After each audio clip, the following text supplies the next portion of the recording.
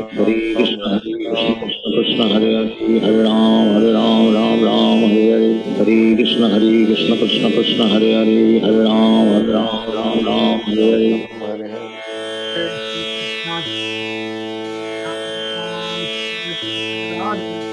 गौर भक्त वृंदा जय श्री कृष्णा चैतन्य प्रभु नित्यानंदा श्री अद्वैत गदाधर शिव सरी गौर भक्त वृंदा जय श्री कृष्णा चैतन्य प्रभु नित्यानंदा श्री अद्वैत गदाधर शिव सरी गौर भक्त वृंदा हे कृष्णा करुणा सिंधु दीन बंधो जगतपते गोपेश गोपी कांत राधा कांत नमोस्तुते तप्त कंचन गौरंगी राधे वृंदानेश्वरी वृषभानुसुते देवी प्रणमामि हरि प्रिय। बोलो श्री राधे गोलोकानंद भगवान की जय।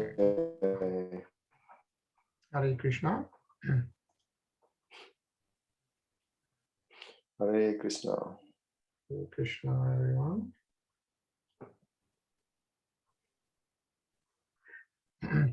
Gorina ji, Hare Krishna.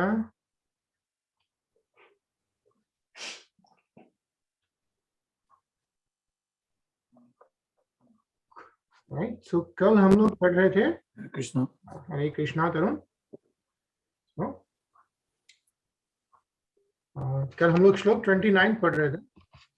तो इसमें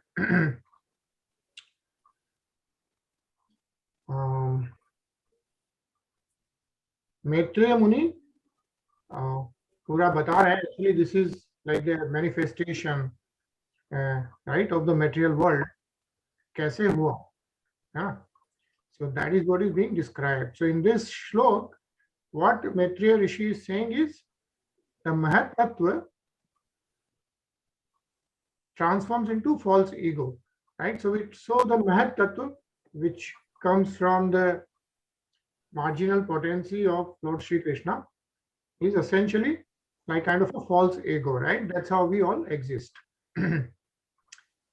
And then that false ego or Mahat Tattva is represented in three different modes. So all of us, right? Like if you see, kind of gets represented in three different modes. And those are Satogun, Rajogun, and Tamogun. Yeah. So when it mixes with different modes, then we will see what happens and what takes place. Yeah. So a lot of good science behind this, actually. So let's read the next shlok. Anilji.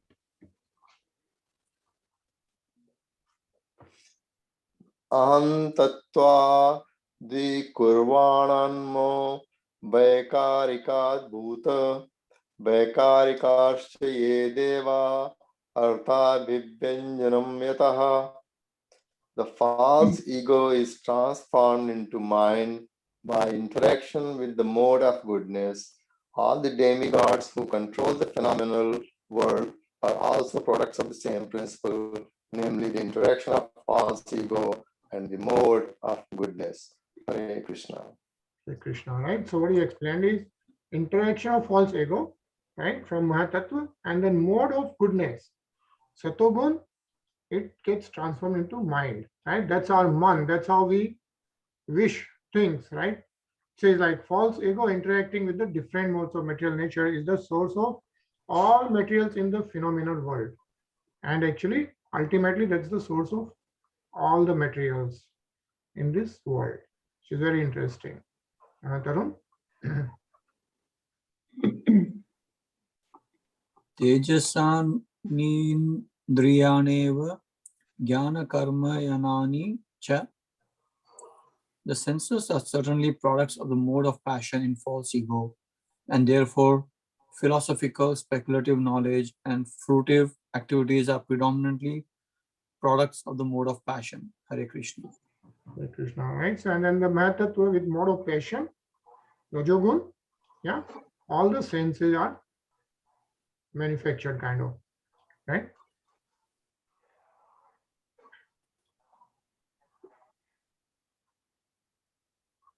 Sachin? तमसो भूत सूक्ष्मादयतः ख lingatma mana. The sky is a product of sound, and sound is the transformation of egoistic ignorance. In other words, the sky is the symbolic representation of the Supreme Soul. Hare Krishna. Hare Krishna. So actually, I think Sachin wanted to read the purport also. Very nice. In the Vedic hymns, it is said, Itasmad Atmanah Akashah Sambhutah. The sky is a symbolic representation of the Supreme Soul. Those who are egoistic in passion and ignorance cannot conceive of the personality of Godhead. For them, the sky is the symbolic representation of the Supreme Soul. Hare Krishna. Right. So pretty interesting, right? Sky is the product of a sound, right? And which is the transformation of egoistic ignorance. So what it's saying is like, because a lot of us, right, we are egoistic, and then we cannot conceive the personality of Godhead. So for them, right, the sky is the symbolic representation of the Supreme Soul. Reenaji? कालमायांश योगेन भगवद्वीक्षितं नभः नभसो अनुसृतं स्पर्शं विकुर्वन्निर्मले अनिलम्. Thereafter, the personality of Godhead glanced over the sky, partly mixed with eternal time and external energy, and thus developed the touch sensation from which the air in the sky was produced. Hare Krishna. Krishna.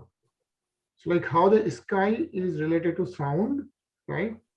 And then after that, once that is there, the personality of Godhead glanced over the sky. Yeah. And he glanced over the sky mixed with eternal time and external energy. Yeah. So Kal Mayam Sayogena, Kal Mayans Yogena. Yeah. Then what happened was that developed the touch sensation from which the air in the sky was produced. So this is how the sky came. Then the air came, right? We know those 5 elements.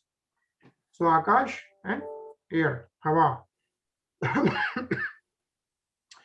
And air here, excuse me, is compared with touch, the sensation of touch.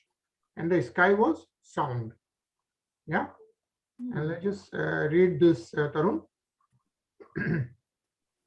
All material creations take place from subtle to gross. The entire universe has developed in that manner.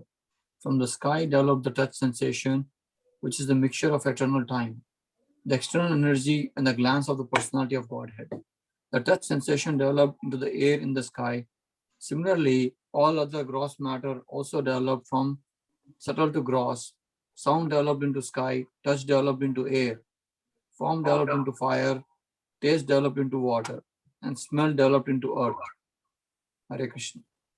Hare Krishna. Yeah. So those are the 5 elements compared. Yeah. Sound developed in the sky, touch in air, and then the form into fire, and the taste into water, and the smell into earth. Ajay? Anilopi Vikurnavo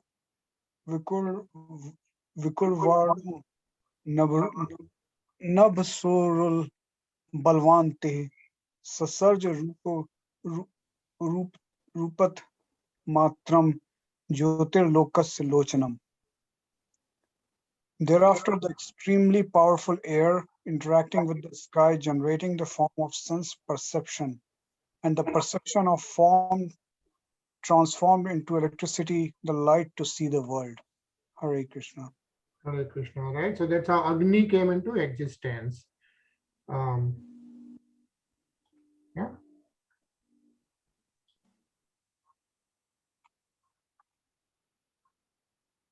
Sachin?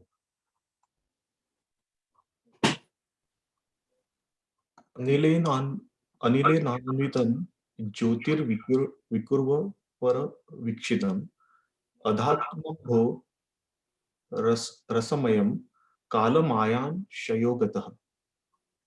When electricity was surcharged in the air and was glanced over by the Supreme, at that time by a mixture of eternal energy, eternal time and external energy, there occurred the creation of water and taste. Hare Krishna. All right, so it is a combination of three things, right? So electricity was in the air and then glanced over by the Supreme Lord, and then mixture of time, eternal time, right, and external energy occurred the creation of water, yeah, which reflects the taste. Reena ji?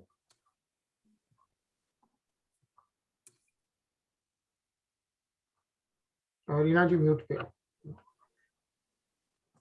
Sorry. Jyotishambo Anusansristam Vikurvat Brahma Vikshitam Mahim Gandh Gudamadhat Kal Mayansh Yogatah. Thereafter, the water produced from electricity was glanced over by the Supreme Personality of Godhead and mixed with eternal time and external energy. Thus, it was transformed into the earth, which is qualified primarily by smell. Hare Krishna. Hare Krishna. Yeah, so sky, air, Agni, Jal, and Prithvi, right? And then they all represent sound, touch, and then finally earth, which is smell. Yeah, the Agni represents the form. So actually it's a very beautiful purpose. So let's just read this. Anil ji? From the descriptions of the physical elements in the above verses, it is clear that in all stages the glance of the Supreme is needed with the other additions and alterations. In every transformation, the last finishing touch is the glance of the Lord, who acts as a painter does when he mixes different colors to transform them into a particular color. When one element mixes with another, the number of its qualities increases. For example, the sky is the cause of air. The sky has only one quality, namely sound. But by the interaction of the sky with the glance of the Lord, mixed with eternal time and the external nature, the air is produced, which has two qualities, sound and touch. Hare Krishna. Hare Krishna. Tarun? Similarly, after the air is created, the interaction of sky and air touched by time, the external energy of the Lord produces electricity. Next, the interaction of electricity with air and sky mixed with time, the external energy and the Lord's glance over them produces water. In the final stage of sky, there is one quality, namely sound. In the air, two qualities, sound and touch. In the electricity, three qualities, namely sound, touch, and form. In the water, four qualities, sound, touch, form, and taste. In the last stage of physical development, the result is earth, which has all five qualities, sound, touch, form, taste, and smell. Although there are different mixtures of different materials, such mixtures do not take place automatically, just as a mixture of colors does not take place automatically without the touch of the living painter. Hare Krishna. Krishna. Interesting, yeah. So how all those five elements and take place. So different signs. Sachin?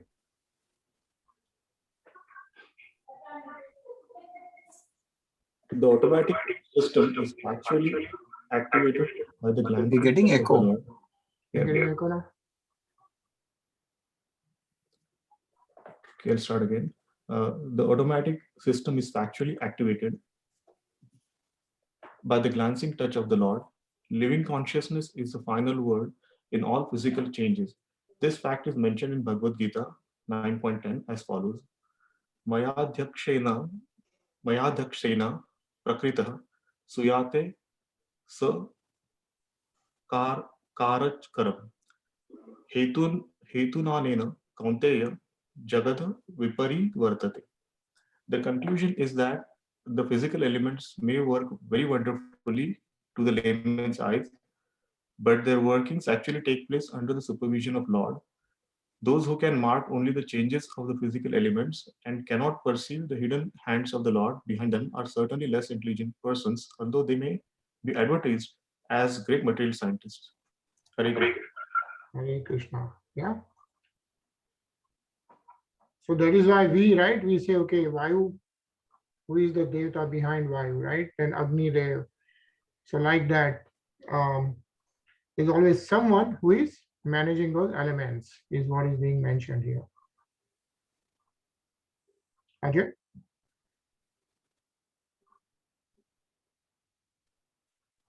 Bhutanam nabh adinam yadyav dravya varavaram tesham paranu sansarga dya sankham gunan viduh.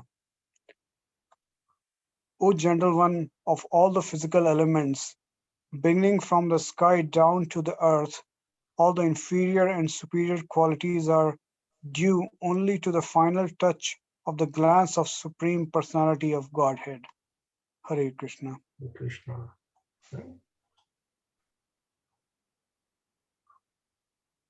Anilji? Yeah. Ete deva kala vishnu kal mayanshali linginaha nanatva swa kriya nisha prochu pranjaliyo vibhuma. The controlling deities of all the above mentioned physical elements are empowered expansions of Lord Vishnu. They are embodied by eternal time under the external energy, and they are his parts and parcels. Because they were entrusted with different functions of universal duties and were unable to perform them, they offered fascinating prayers to the Lord as follows. Hare Krishna. Krishna.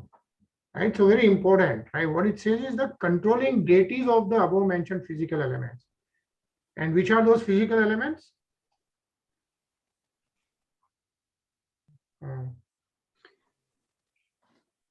Vayu, Jal, Akash, Prithvi, or And Agni. Yeah. So those are the Agni. 5 elements we just talked about, right? How the sky came into existence, and the sky represents, like it came from sound, right?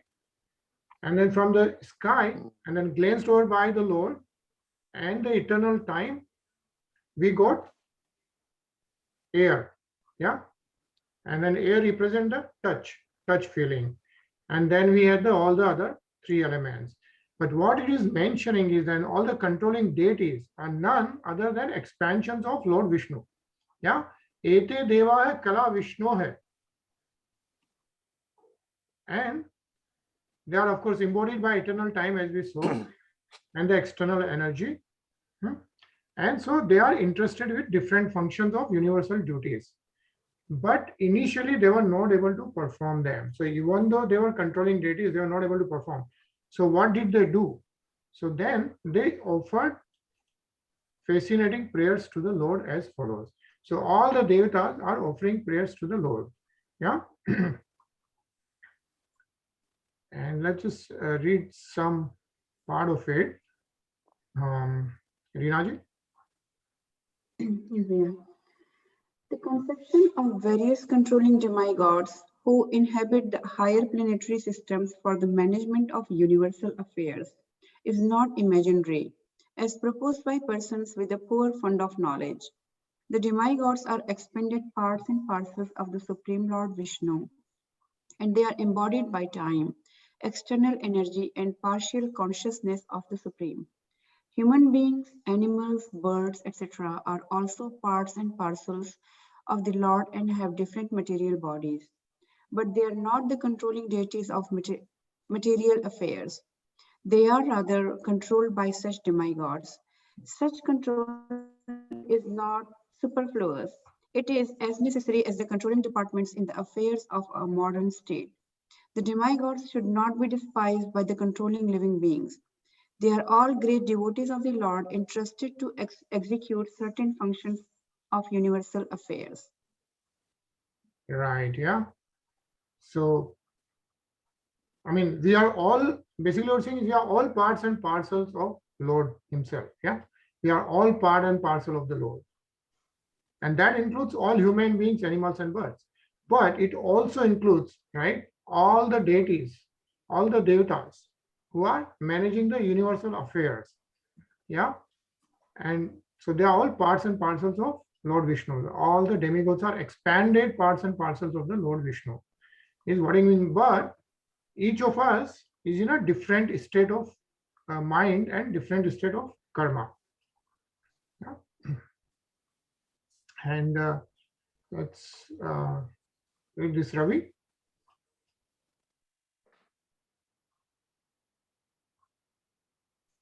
The Lord is equal to every living entity, just like the flowing Ganga is. The Ganga water is meant for the purification of everyone, yet the trees on the banks of the Gangas have different values. A mango tree on the bank of Ganga drinks the water, and the Nimbu tree also drinks the same water. But the fruit of the both trees are different. One is holistically sweet, and other is holistically bitter. Hare Krishna. Uh, Anilji? The condemned bitterness of the Nimba is due to its own past work, just as the sweetness of the mango is also due to its own karma. The Lord says in Bhagavad Gita 16.19, Tan aham dvastah kruram samastres naradhaman kispami kwasam asubhan asurasta iva yunishu. The envious, the mischievous, the lowest of mankind, these do I ever put back into the ocean of material existence, into various demonic species of life. Demigods like Yamaraja and other controllers are there for the unwanted conditioned souls who always engaged in threatening the tranquility of the kingdom of God. Since all the demigods are confidential devotees, services of the Lord, they are never to be condemned. Hare Krishna. Hare Krishna.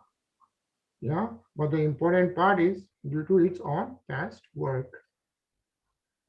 We get all these different forms.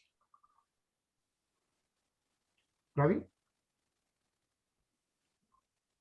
Deva Uchu.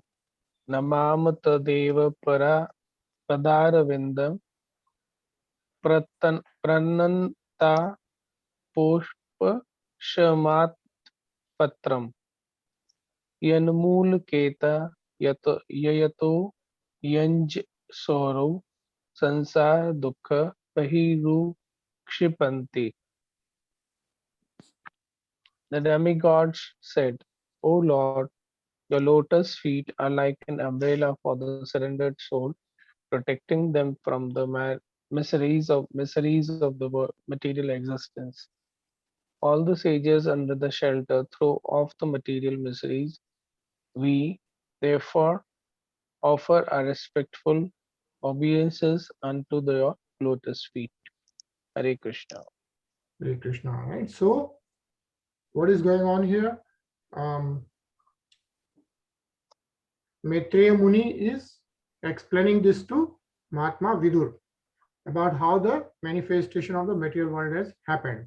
And then demigods, when they are the controlling deities of all those elements, all these five elements, yeah, they were not able to do anything. So they are now praying to Lord, right? And when they are praying, that's what they are saying, right? The devatas are saying, your lotus feet are like an umbrella for the surrendered soul.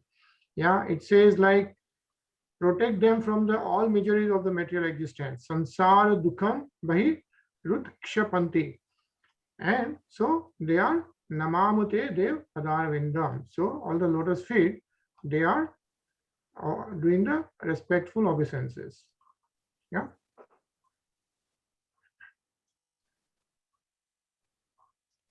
Tarun?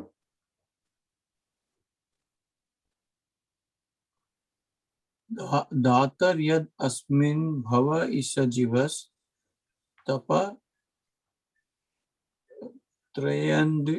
त्रयेनाभिहता न शर्म आत्मलं भन्ते भगवन्तस्य वाग्निर्गृही छयाः सविधामत आश्रयेम. O Father, O Lord, O Personality of Godhead, the living entities in the material world can never have any happiness because they are overwhelmed by the three kinds of miseries. Therefore, they take shelter of the shade of your lotus feet, which are full of knowledge, and we also thus take shelter of them. Hare Krishna. Hare Krishna, right? So all the demigods are saying, everyone takes shelter of your lotus feet. So this purport is also very beautiful actually. Let's read this, Sachin. The way of devotional service is neither sentimental nor mundane. It is the path of reality by which the living entity can attain the transcendental happiness of being freed from the three kinds of material miseries. Miseries arising from the body and mind, from other living entities, and from natural disturbances. Everyone who is conditioned by material existence, whether he be a man or beast or demigod or bird, must suffer from adhyatmika, bodily or mental pains, adhibhautika pains, those suffered by living creatures, and adhidaivika pains, those due to supernatural disturbances. His happiness is nothing but a hard struggle to get free from the miseries of conditional life. Hare Krishna. Hare Krishna. And yeah, so miseries arising from self, body and mind, from other living entities, and the natural disturbances. Three types of miseries can happen. But it says, but there is only one way he can be rescued, that is by accepting the shelter of the lotus feet of the Supreme Personality of Godhead. So I think we'll read this tomorrow again. Very beautiful. Pause here right now. Yeah, only have 2 minutes. And then we'll start tomorrow again. Any comments?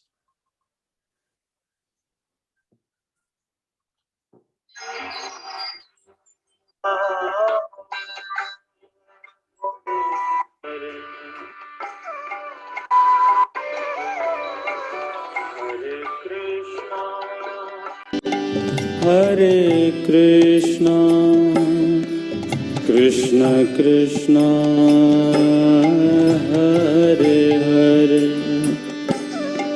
Hare Rama, Hare Rama, Rama Rama, Hare Hare.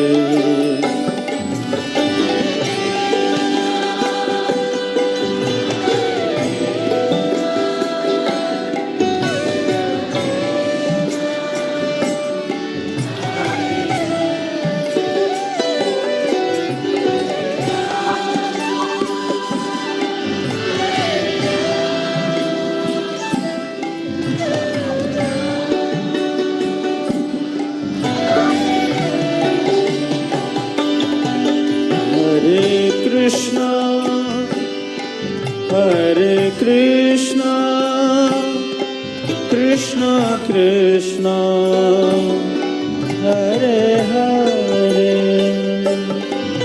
Hare Rama, Hare Rama, Rama Rama.